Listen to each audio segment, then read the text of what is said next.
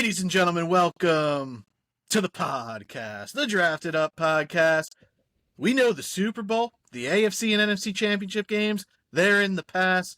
We got our Super Bowl matchup. We got some new head coaches. We're going to talk about the NFL awards today, as those have been announced as well, the nominees for all the awards. So that's the prime focus of today's episode, as we will preview the Super Bowl next week with the week off. That's Nick. I'm Theo. This is the Drafted Up podcast. If you haven't already, subscribe to the channel, like the video, all that good stuff. Apple, Spotify, YouTube, wherever you watch or listen to the show. We appreciate the support. Nicholas, how you doing today, my friend? Still frozen, dude. This week has been hell, dude. There's so much snow outside. It's so cold. It's not getting any warmer. I don't know, man. If that groundhog doesn't see his goddamn shadow, I swear to God, I'll hit him.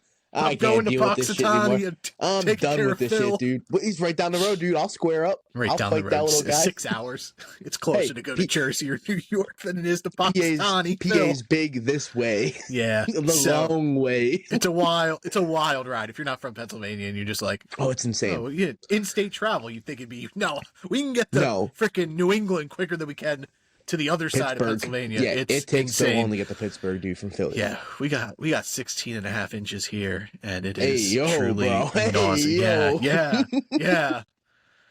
I want to throw up. I get it, girls. I get it. Or boys. Well, that's just uncomfortable. Yeah, no, we don't judge. No, we got rocked with snow, dude. So much snow. Snowed in. I was at a house for freaking 3-4 days, snowed in. Called off Monday. It was delightful. I also not gonna lie, called off work. It was really cheers. weird. Yeah, that was miserable. But I agree. Calling off weird thing. Caught up on a ton of tape. So college stuff. Feel that? It's right around the corner. Drafted up season. Yeah. We got the All-Star circuits happen. Shrine Bowl's done. Senior Bowl practices are happening currently. So a lot of fun stuff. Let's just quick recap those NFC and AFC championship games. We'll start with the boring one. AFC championship game. Patriots win 10-7 over Denver. I love a snow game, dude. I get it was boring, but it was second so half much of the game fun to was watch. Snow. The first half of the game was no snow, and it was bad. For sure. Missed field goals from both teams, and Denver should have kicked a field goal. They had a prime opportunity to do so. Instead, they went for it, didn't get it. And that looked to be the difference in the game here. I do think if Bo Nix played this game, Denver won. I don't think they would have lost this game if Bo Nix was out there. I think Jared Stidham was the big downfall here. Denver's defense kept them in this game. They held New England's offense in check. Drake May, nice little Russian touchdown there. That was really a defensive slugfest in a very cold, snowy game. Second half wise was snowy. First half was just cold. But yeah, and then excitement happened in the later game. Seattle, LA. 31-27, Seahawks win. So we're looking at Patriots, Seahawks in the Super Bowl. Who had that in the offseason? So that'll be a fun little game to preview. Anything you want to talk about either of those games?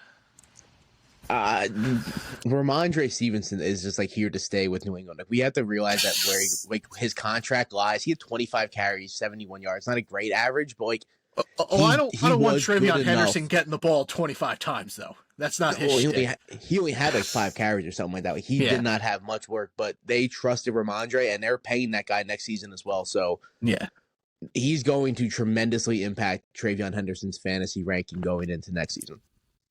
Yeah, I want TreVeyon to get like 15 touches a game and just big explosive plays. And I think Ramondre can favor that. If he's playing well, he can wear out a defense that just boosts TreVeyon up to get those big plays, sort of like they did against Buffalo the first time they played, and TreVeyon had those 2 70-yard runs. I believe Ramondre Stevenson led the NFL in yards per catch from the running back position, which is that's a phenomenal stat. 3 catches for 300 yards. He had like an 80-yard catch this year. He had like an 80-yard catch, a 50-yard catch. Like, he had so many big catches because they just know exactly what to do. And they just like let him stand off to the sideline. No one's gonna cover the guy. No one's gonna. I'm not gonna. And then he just takes it to the house, dude. It's so funny to watch. Yeah. Ramondre is an interest. Like, I like Ramondre Stevenson, despite what I say on the podcast. Like, he's a good real life player. But from the purpose of our podcast being fantasy and like draft based, it's really dampering my TreVeyon Henderson mindset and love of him as a player. Mm-hmm. He's just a bruiser back that like a team. I get why they're giving him the ball so much. He's just at the end of the day, he's just a reliable NFL player. And yeah, sure, he's not flashy or fantasy friendly, but he gets the job done for New England, dude. Yeah. Seattle and LA didn't disappoint. All 3 games this year. Yeah. Sam Darnold, 346 yards. He looks so the good, part dude. Here. Yeah. He looks completely different than he did last season with you guys in the playoffs. Like he completely crumbled last season in big spots. Managed to bring him back. As a Vikings fan, sure, yeah, looking at it from this point, but I get why you went with JJ. He was the younger first-round pick, but looking back at it, I would agree. Minnesota made the wrong choice there. Sam Darnold, representing the NFC in the Super Bowl, took more money. So he took a guaranteed starting job. They should have offered him the exact same contract. In hindsight, but you live and die. So I look forward to whatever quarterback the Jets draft this year, coming to Minnesota in a few years, having a really good year, and then us letting him go for a different, unproven quarterback, and it's just an endless cycle of torture. You think Jackson Smith does have me a little worried though? Whose defense? Seattle's defense was getting ripped apart by the Rams. It's the Rams, dude. It's McVay. Still, it's Matt Stafford, who's arguably one of the best quarterbacks playing today. A really good run game, a really good receiving game. It proved that this defense can be beaten if you scheme against it. So sure. I mean, we'll see. Josh McDaniels, really good offensive mind, offensive coordinator. So we'll see what he brings to the table here in that regard. I just don't know if New England has the firepower to do what the Rams did offensively. But they do have Drake May at the end of the day, and an explosive run game with TreVeyon Henderson if they can get him involved.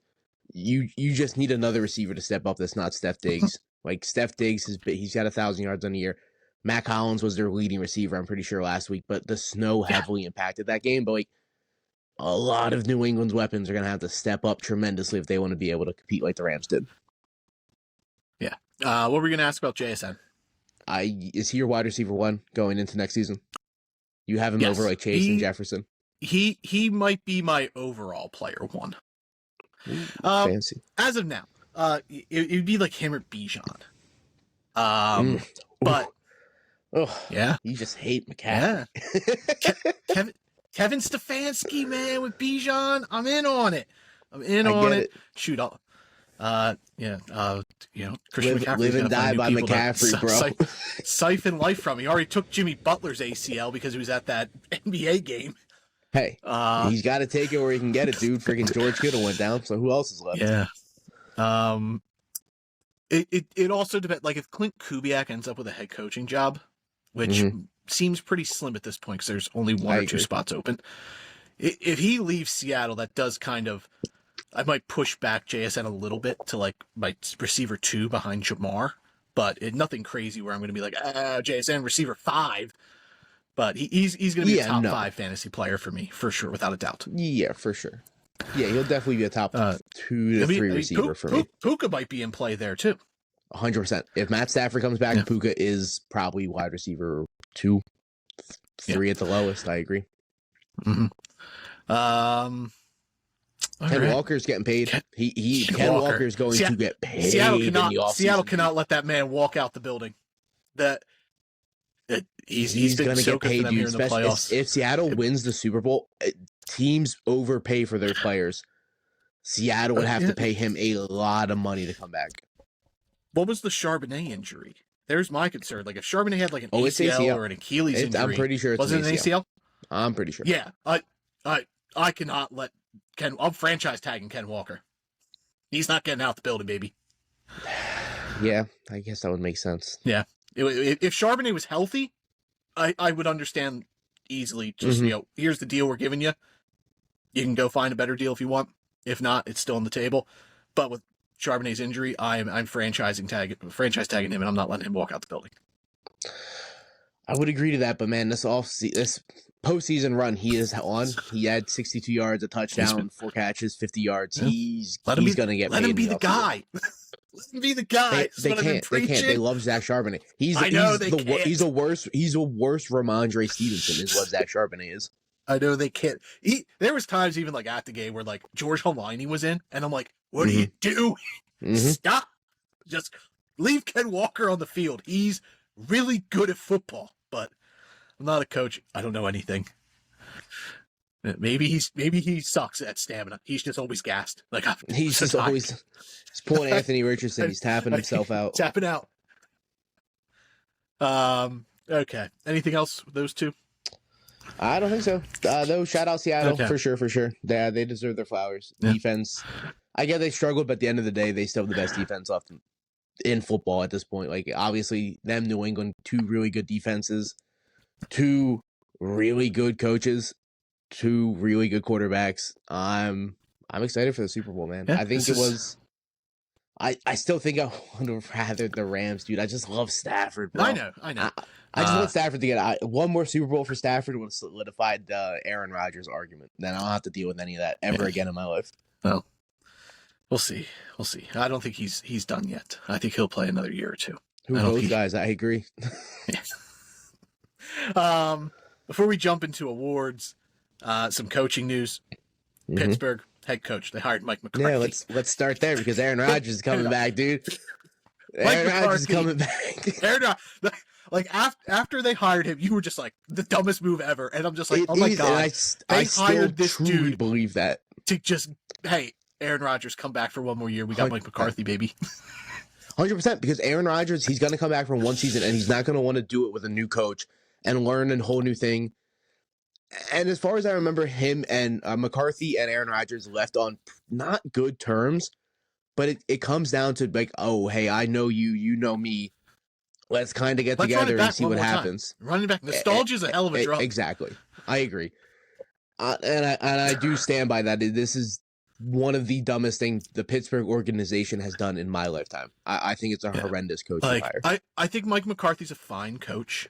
He's a fine coach, but he's not a game-changing coach. What you need in that division, like dude. That Pittsburgh's like Emma's always been like bringing in these coaches on. Like Mike Tomlin was a defensive coordinator for 1 year in Minnesota, and they hired him to be their head coach, and he's been there since. And before that, Bill Cowher was there forever. Like Mike McCarthy doesn't feel the brand of this is our coach for 15 to 20 years. He feels this is our coach for 5 years, like 5 at max. I think this is our coach for the next 3 years. Maybe he is the best in terms of leading Pittsburgh into a rebuild and then them bringing in their next guy to build the roster back. I don't know. It is definitely probably my least favorite hire of the coaching cycle so far. Todd Monken, former Ravens offensive coordinator. He is now the Browns head coach. Former Giants offensive coordinator. Giants offensive coordinator for a cup of tea. He now gets Pro Bowl quarterback Shadur Sanders. That's nauseating to say. I hate the Pro Bowl needs to be stopped. Yeah. Just stop it. It should just be a list. It used to be an award, dude. Yeah. Like, do you remember back in the day, like, oh, they made the Pro Bowl this many years in a row? Like, that used to be a legitimate award. I don't know, dude. It's tainted. It's terrible. It's disgusting. All pros have taken over as like the more important prestige now, as it should have been. All pro is always should have been the primary award. They do need to change. Like Shadur was like the 6th alternate at quarterback or whatever it was.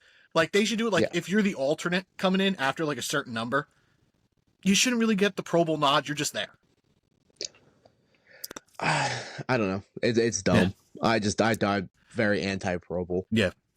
They should just name a Pro Bowl team and not play a game and then just do the whole fun little game they do, which is anybody. Any players can play. If you want to for sure. hop in, do it. I think they should make that like a way bigger thing. I think a lot of people would watch and just make it outlandish. Do crazy shit. Don't just do like the little dodgeball game that ended. Do like a dodgeball tournament where teams are playing multiple times and it's team versus team. Give me rivalries. Like go out there and have some fun. Like there's a lot that you could do. The Pro Bowl is not it, Jack. That's for damn sure. Yeah, so Todd Monken gets the head coaching job at Cleveland, and it looks like their defensive coordinator, Jim Schwartz, is on the way out. He was not happy about that. So I kind of want to know, like, the reports came out that, like, Cleveland wanted their coaches to write essays. Ain't no way Todd Monken, who's a older man, was writing an essay for a franchise. My bet is his essay was just like, I ain't fucking doing this. Hire me or let me walk out the door. The whole Cleveland situation is very weird. They interviewed Jim Schwartz. It's a joke, and that's what it comes down to. Like that organization had their chance. They could have really taken it and ran, and I think they completely dropped the ball. And I think it started with firing Kevin Stefanski. I'm not gonna lie. Did you see what one of the HO brothers said? No, I did not. Is it the one who He works for was like Fox News, or is it the one who works he- for ESPN? the one who works for Fox, the one Okay. who's always on media, the one who talks a lot. I think it's Emmanuel.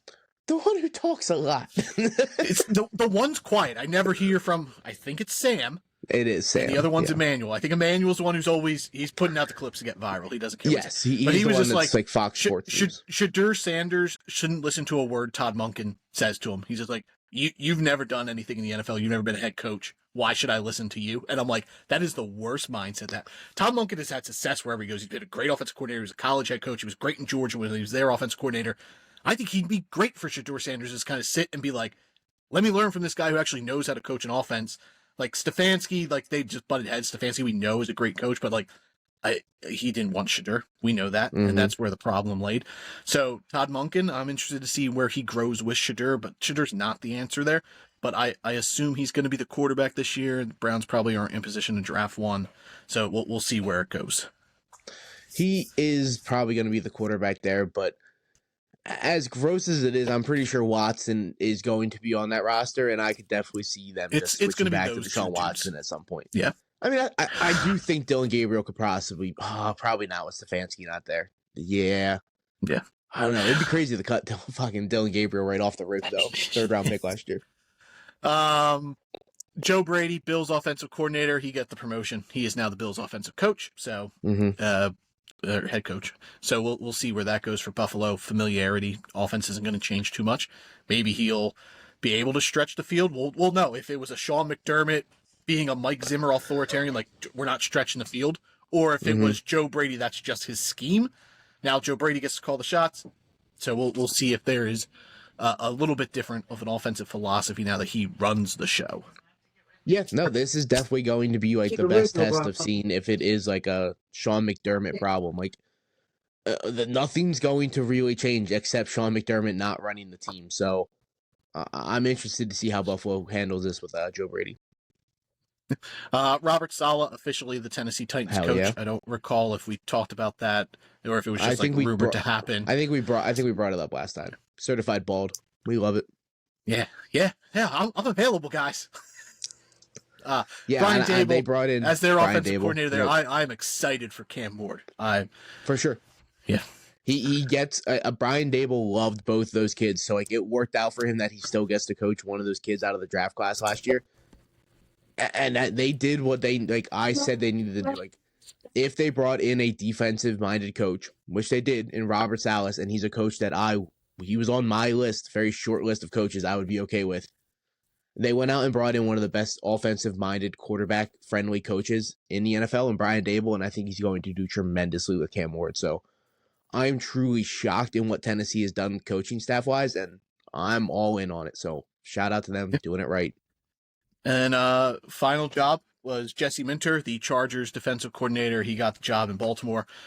Jesse Minter was on the Ravens staff a few years ago under John Harbaugh, so they essentially just hired a younger John Harbaugh. He obviously is defensive-minded. Harbaugh was more balanced. He did special teams and defense. So it'll be interesting to see where Jesse Minter goes. There's some rumors Cliff Kingsbury might be the pick for offensive coordinator there. Him with Lamar. Okay. I like it. That's a really good fit. It's a good hire at the end of the day. I don't think it's anything over the top or flashy, but it's just a really good hire. Do that. Exactly. Baltimore doesn't go out there and make splashes, so I understand why they did it. I think it'll be fine. I don't think he's going to be great or anything, but it's Baltimore. They'll be ran well. Yeah. The John Harbaugh hire, when they hired him, that didn't move the needle. Everybody's like, oh, okay, it's fine, but it's a similar situation. I think Jesse Minter's a really good coach, so I'm excited to see what he does with Kyle Hamilton. That's going to be a lot of fun what he does there with the Ravens defense. And then offensive coordinator news, we brought up Brian Dable going to Tennessee, Mike McDaniel to the Chargers. I like it. I love that. Huge opportunity for him to be a head coach next year. He's got all these juicy weapons with Justin Herbert and Amari Hampton and all the receivers there in LA. So this will be interesting. I can't wait to see the Chargers offense instantly, just off the rip, gets a boost next year in my fantasy rankings. Just as of now, with Mike McDaniel getting the hire to be the offensive coordinator. Off the top of your head, Amari Hampton, RB1 for the rookie class going into next season. So over Genty, over Travion Henderson, Yes, over I Cam think Scadaboo. I think as a sophomore, he will be the first running back drafted amongst I agree. his draft class. I think he's going to be a first round pick, back end of the or beginning of the second round. I agree. I do think Genty also falls around that territory, though. I think he's gonna I don't think Genty creeps into the first. I think he's more early second to late second. I think he's just mid-second. locked I into agree. the second round. But I think Hampton, you're going to see him creep in the first rounds in some drafts. And it also brings some excitement to Lyle McConkey, who was disappointing this year as well.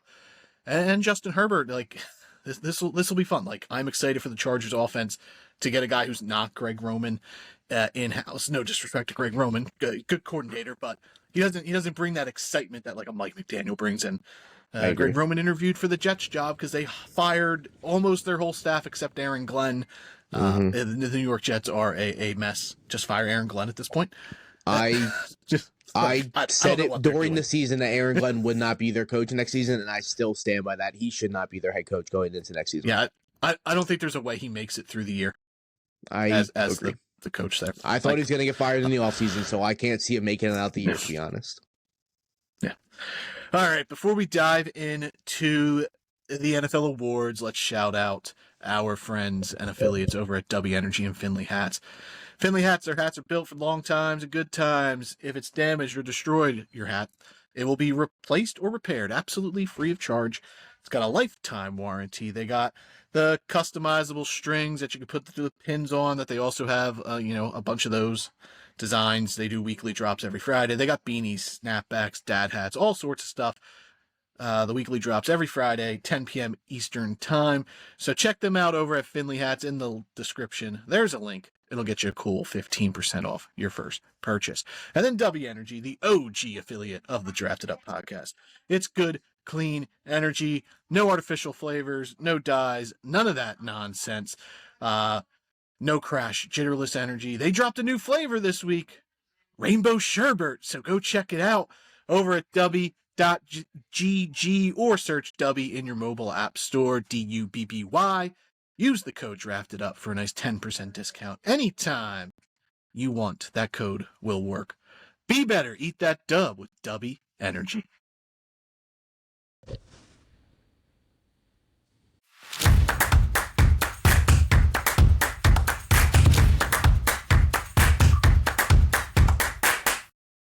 NFL honors.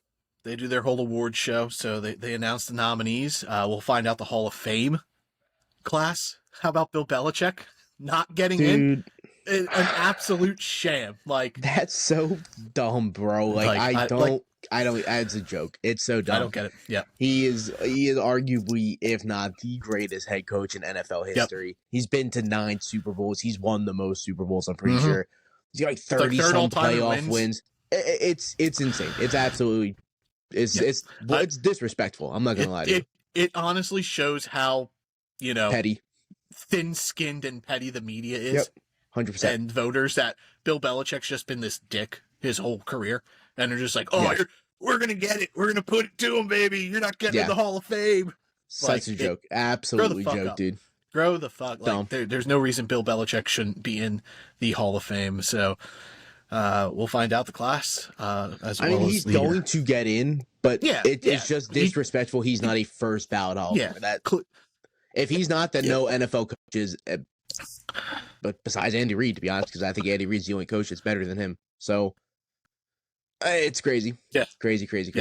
So dumb. So dumb. So let's just start with coaches. Coach of the year, assistant coach of the year.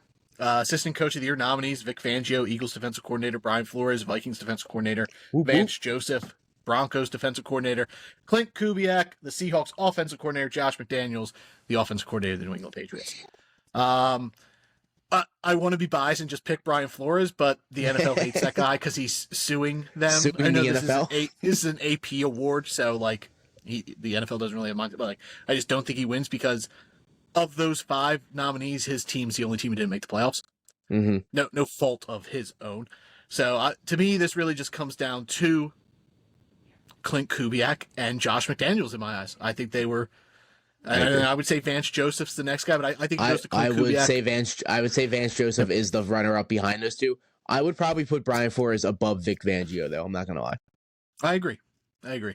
But I would go Clint Kubiak. I think he's the hot name now, the hot young offensive mind in football. Mm-hmm. He's done wonders with this Seahawks offense that had some questions like, oh, Sam Darnold's the quarterback, but your offensive line sucks. And like his Mm-hmm. scheme and the way he's schemed it, like this when he was with the Saints the year before, the Saints offensive line wasn't great, but his offensive philosophy kind of hid their flaws, and he's done a great job with that. And Seattle also helped. They drafted Gray Zabel, who's been incredible as a rookie for them on the interior.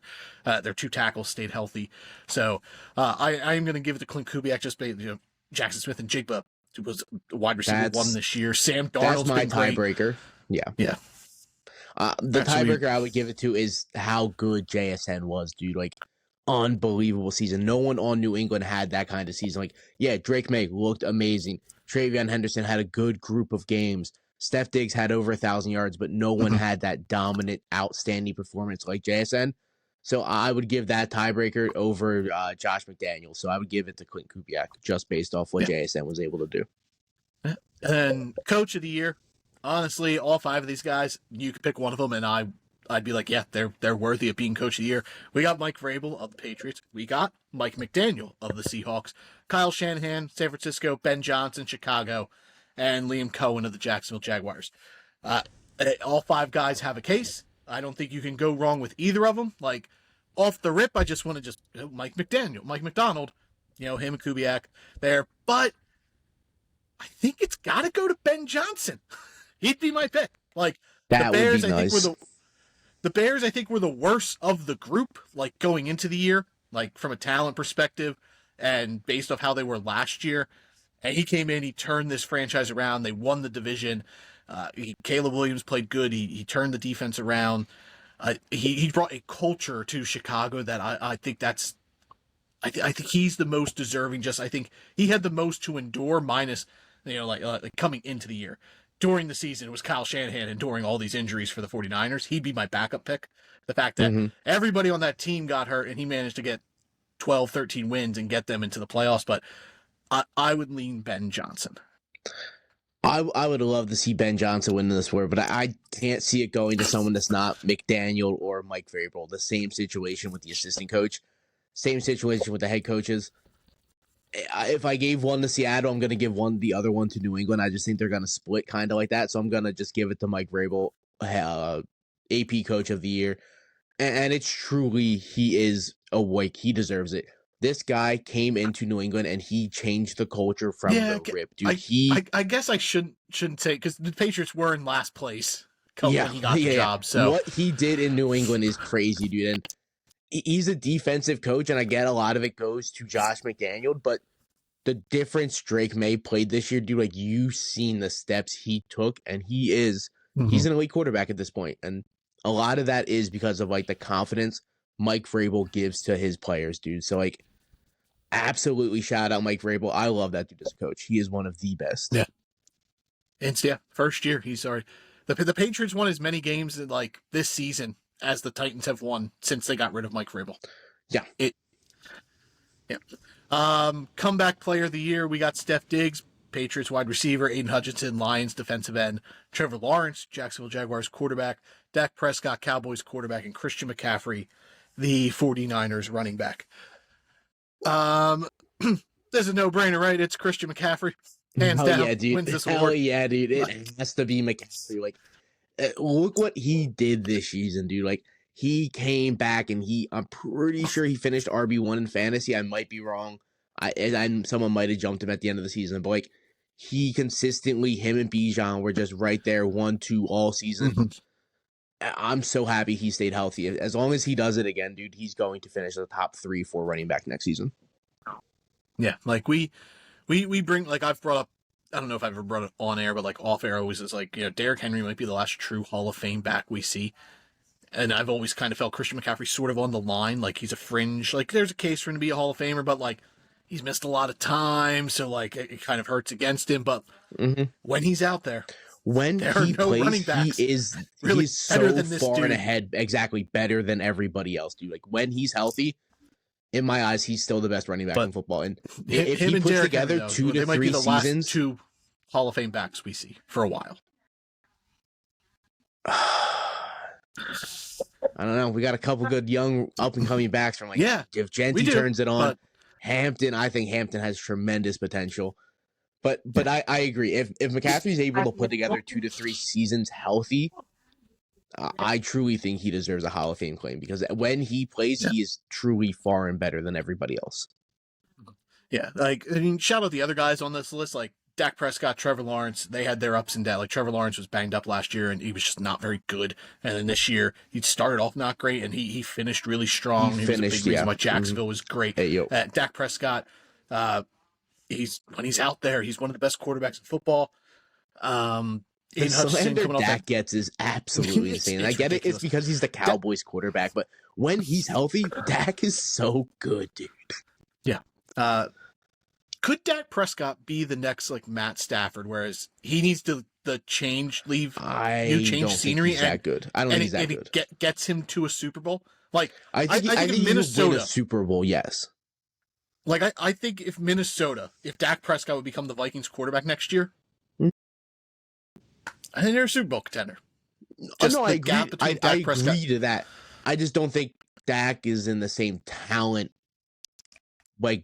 bubble as Matt Stafford. Yeah, I truly think Dak could win a Super Bowl. He goes to a team who's on the verge of being a contender, and they just need the quarterback. Sort of like the Bucs roster was set up that they got Tom Brady in their instant Super Bowl contender. Mm-hmm. That's more where I went. Not Matt Stafford's a much better, far talented quarterback than Dak Prescott. But I think Dak Prescott going to a team that's on the verge of potentially just needing that boost up, I think he's good enough to do that. I don't think he's ever going to do that in Dallas. I just think that's a Jerry Jones problem. I don't think it's. I think it's that's what it comes down to. That guy's holding the Cowboys back, and as a Giants fan, I'm not going to complain or anything. But Dak Prescott could easily win a Super Bowl outside of Dallas. Easily. Ian Hutchinson had that devastating leg injury, so he was great for the Lions. As always, one of the best edge rushers of football. He's so good. And then we've talked about Steph Diggs coming back from the ACL injury, 1,000-yard season for the Patriots as they go to the Super Bowl. But unfortunately, these guys have just run into Christian McCaffrey. Exactly. The Defensive Rookie of the Year. The nominees for this: Abdul Carter, New York Giants, linebacker, edge rusher, defensive end, joker piece on defense. Nick Eamon-Warry, Seahawks, safety, nickel, linebacker, again, joker piece. James Pierce Jr., Falcons edge rusher. He was great this year for Atlanta. They traded a first-round pick for him, so it was good to see that paying off. Carson Schlesinger, Cleveland Browns, linebacker, and then Falcons' other rookie safety, Xavier Watts. I'm just going to shout out Xavier Watts. He was one of my favorite players in the class last year. I had a top 25 grade on him, and he fell to the third round because he didn't test well. And it's another case of sometimes you just got to trust the tape over trusting, analytics and measurements and all that nonsense. Through and through, this guy's game tape is great. You're just watching, this dude is an NFL safety, but he's a little slow. Hey, you remember when Cooper DeJean fell to the second round? Third round. He fell to, Cooper DeJean. Fell to the second round. DeJean fell to the second round. And Johnny Newton fell to the second round. And it's frustrating. It's frustrating. And Xavier Watts. We can sit here and watch tape and be like, yo, that guy, he plays ball. Yeah. That guy knows how to play the game of football. And then analytics guys is he doesn't run a 4-3-2 in shorts and a t-shirt in a straight line, so he might not be able to tackle. And then Nick Eamon-Warry is 6'4", and he runs a 4-3, and he's jacked. Oh, I love Nick Eamon-Warry. He's the reason people trust the analytics, because his tape not that great. It was fine, but this dude blew up the comedy get him. But he did fall. His tape, his pendulum swung back to where he should have went. He fell as well. Yes, and he was incredible for the Seahawks this year. He'd be my pick if I had to pick one of these guys. It's Nick Eamon-Warry. I agree. He was the difference maker on that Seahawks defense. He kind of brought that Legion of Boom element to them. Impact player we've seen throughout the playoffs. Dude. He has been their best player on defense all playoffs. And that's a defense that has great talent. Devin Witherspoon's there, and he's incredible. Nick Eamon-Warry's been their best player in this playoff run, in my eyes. I agree. As a Giants fan, I wish I could even be Abdul Carter has a chance to be. No, he doesn't. The way he finished the season, he kept getting in-game suspended where he'd miss like the first quarter of games because he falls asleep in practice and he doesn't try and whatnot. But like Nick Emanwari is out there and it shows like during practice, during film studies, he's always in the right spot. He's always making the right play. As a rookie in a defense that's that stacked, you can't ask for much more than that, dude. So Nick Emanwari should definitely be defensive rookie of the year. I love Abdul Carter. He'd probably be my 5th place of the 5. I would put Emanwari and then Pearson, Watts sort of cancel each other out. That probably puts them at 3 and 4. I think Schlesinger would be second. Yeah, Schlesinger would be my 2 then.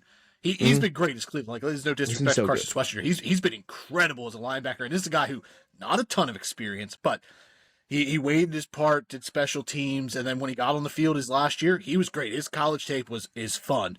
But you're like, well, there's no experience like a position, but he picked it up. He's been we still big had him part decently of the high. defense.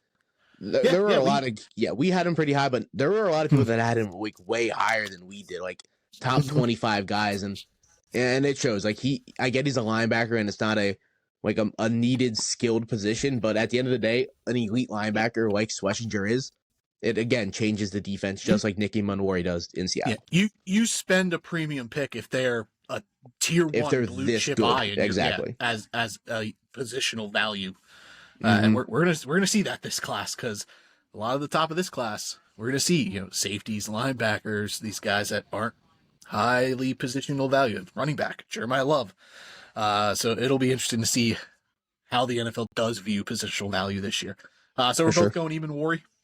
Yeah, for sure. I think Emanwari is. Yeah. It's him or Schlesinger. I think. I don't think any other guys really have a chance. Yeah. Offensive Rookie of the Year nominees: Jackson Dart, Giants quarterback Emeka Egbuka, Bucks wide receiver Travion Henderson, Patriots running back Tedero McMillan, Panthers wide receiver, and Tyler Shuck, Saints quarterback. This is a weird one because early in the season it was like no brainer. Emeka Egbuka was running away with this award, and then he got hurt and kind of tailed off. Then Jackson Dart came and started games like, oh, Jackson Dart, he's running away with this award. Got hurt. Brian Dable gets fired. And then Travion Henderson goes on his run, and then, well, Ramondre Stevenson, here he is. And Tedero McMillan's just kind of consistent all season. And then Tyler Shuck, he went on his run to end the year where he's like, oh, Tyler Shuck, like the Saints, he wins out. Maybe he's Rookie of the Year.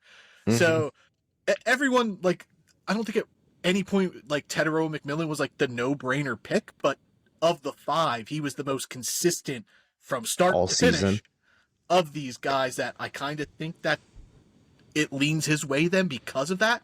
If I had to vote, though, I'm going to vote for Tyler Shuck. That's my dude. His run with the Saints, he solidified himself as their quarterback. He completely changed his offense compared to what Desmond Ridder was running back there.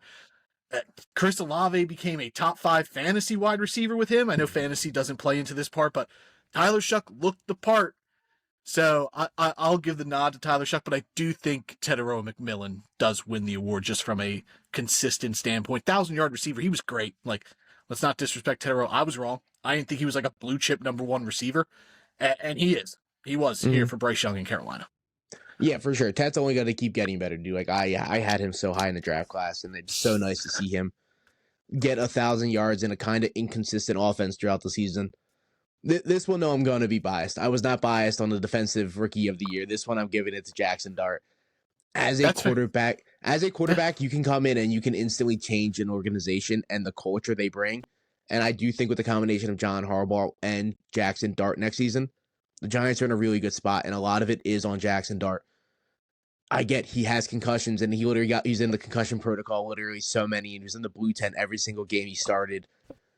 He just loves the game, dude. He plays hard. The team loves him. As a quarterback,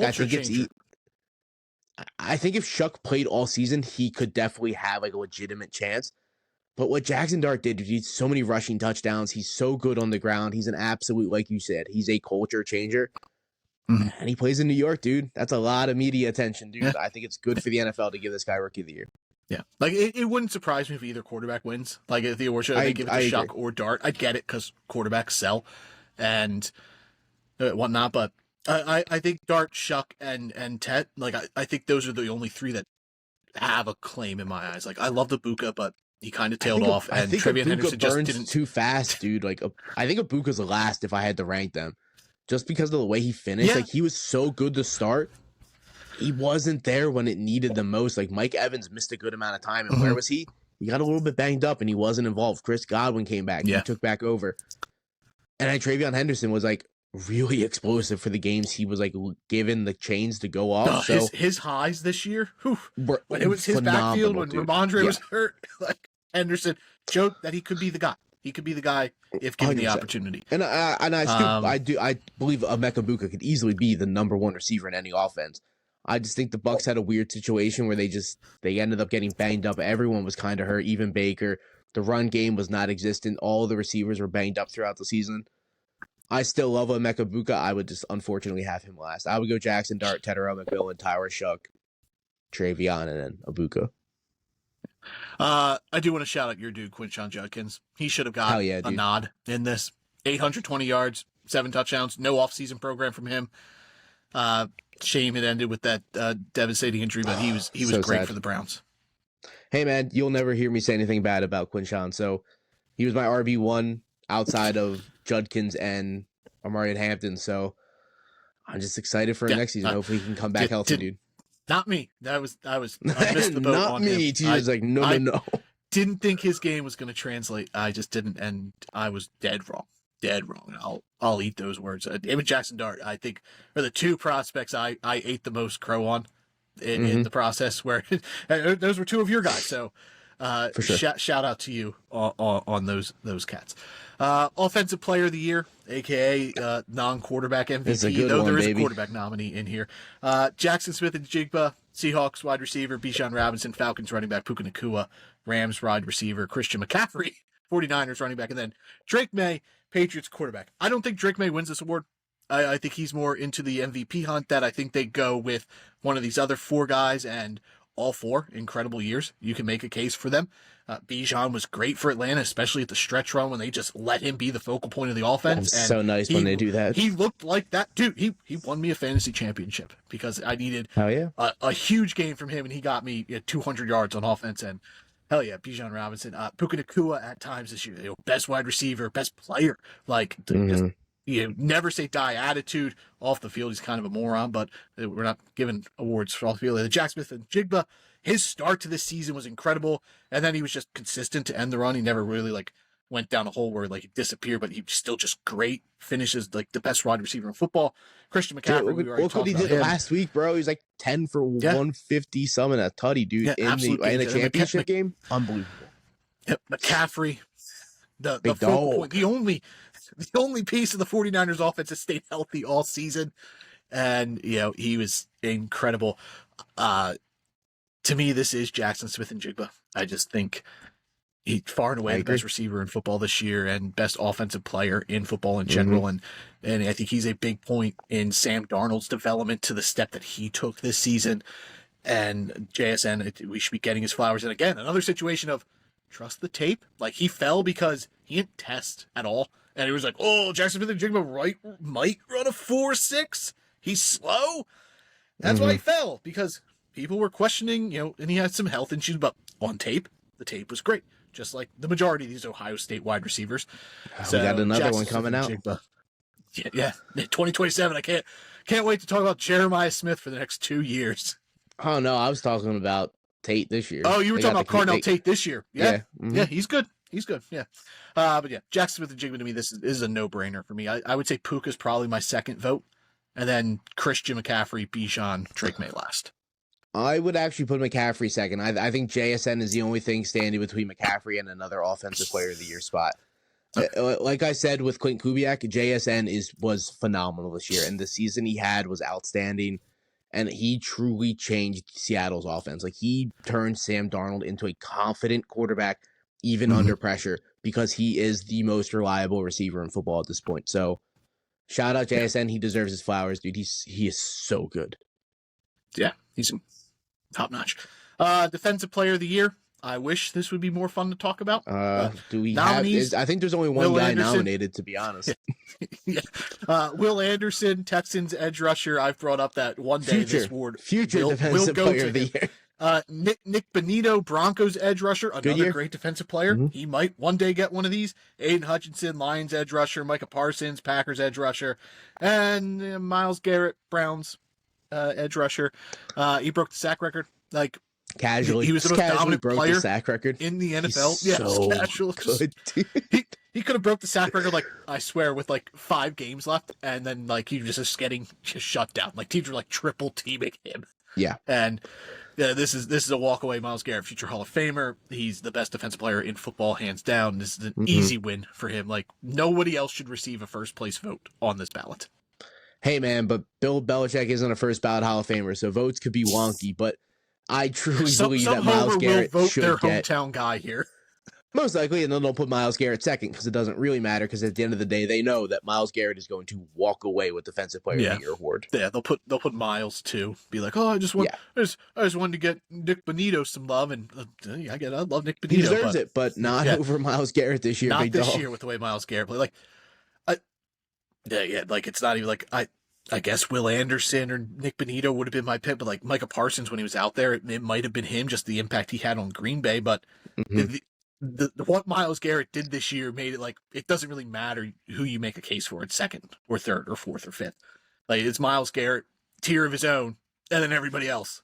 Yeah, does not matter to like what's under Myles Garrett. I don't believe, because I don't know, dude. If you break the sack record, you should just be given Defensive Player of the Year. Like, that should just be an automatic written in rule. Yeah, it should just be like Myles Garrett won. Here's some other guys who deserve a shout out. Shout out there. Hey, good job. Good job, guys. And MVP. There's 5 nominees between there's really just 2 guys. Josh Allen, Bills quarterback. Trevor Lawrence, Jaguars quarterback. Okay.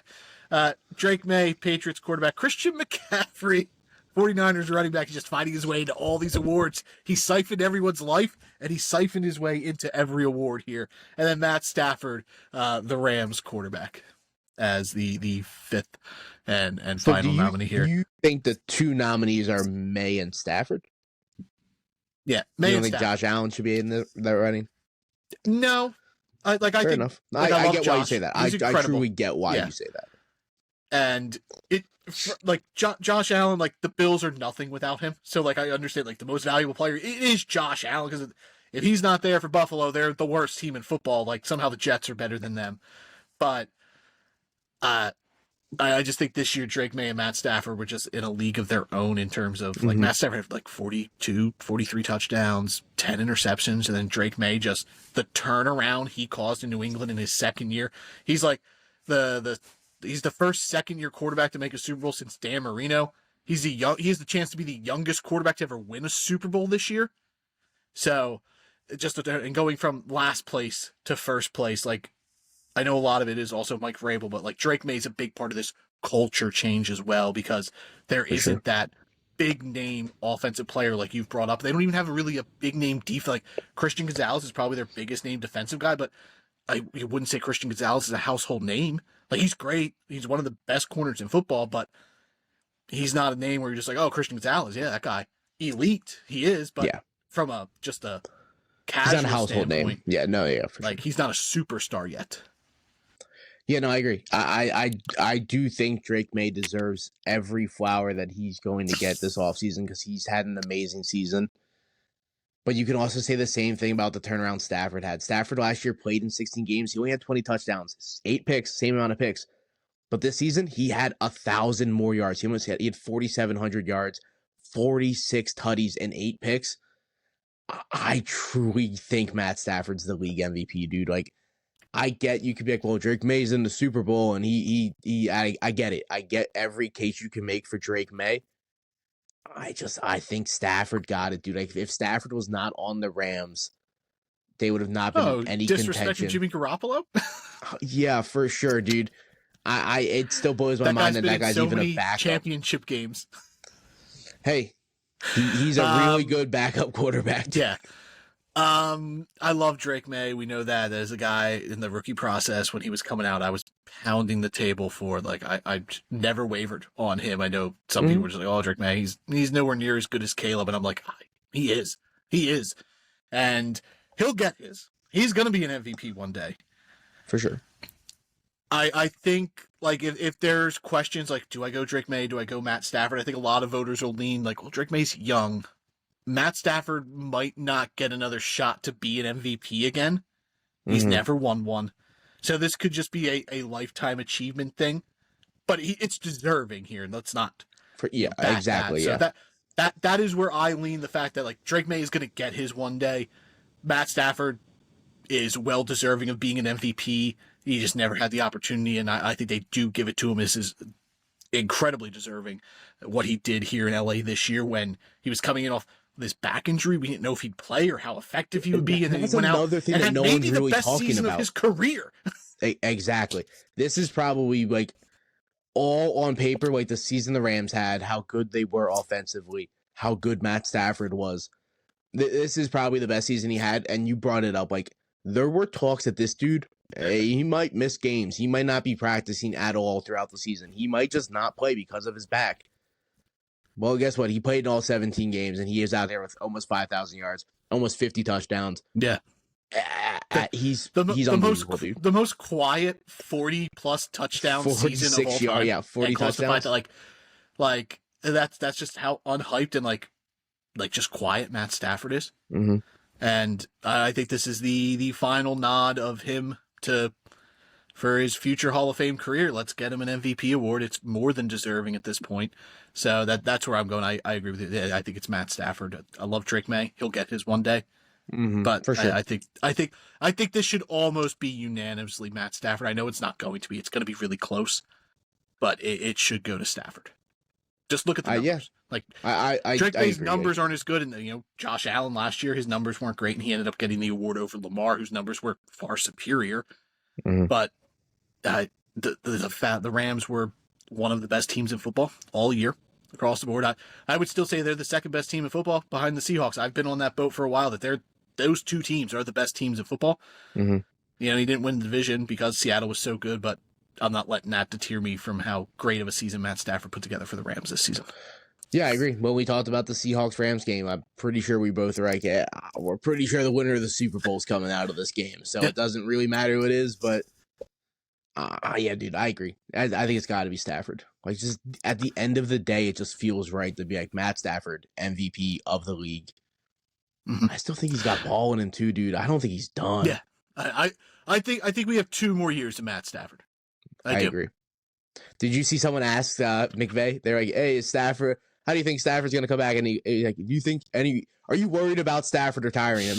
And McVay's like, "As long as Matt Stafford wants to play football, he is going to be my quarterback." Yeah, of fucking course, dude. He's fucking 50 touchdowns this year. Yeah, everybody loves like, oh, the Rams going to get ahead of the game, get a quarterback this year.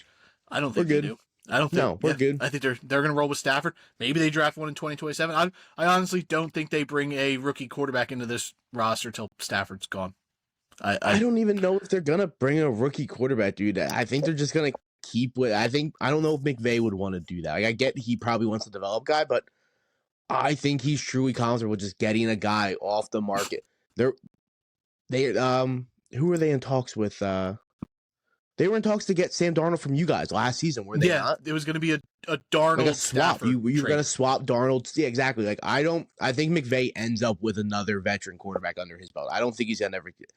I don't think it fits the system. His system, you need someone so smart and so NFL, like, you understand the game. It takes a rookie 2 to 3 years to even figure that out. So yeah. I think he's content with a guy that's already. He'll be the guy who turns J.J. McCarthy into a caliber quarterback. Minnesota will give up, and Sean McVay's like, I'll take him. I'll fuck around with him. As a Vikings fan, you gotta end it up. Oh, my new 9. My new 9. This is my new 9. He replaced my old 9. Damn.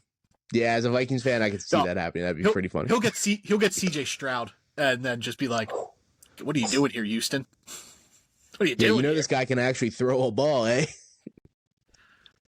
All right. Throw it down in the comments your guys, predictions for awards, all that good stuff, and anything else you want? You want to talk a little college, or you want to head on out? Nah, we can wrap this up. Super Bowl next week, dude. We can talk college ball next week. Super Bowl next week. Yeah, I'm excited, Super Bowl preview next week. Super Bowl is gonna be fun, dude. I can feel it. Yeah, Yeah, shout out in the comments your favorite like Super Bowl traditions. Ours is pretty simple. We've been doing it for a handful of years now, probably over a decade. It's been a Definitely. while that we've been doing this. We pretty much the two teams.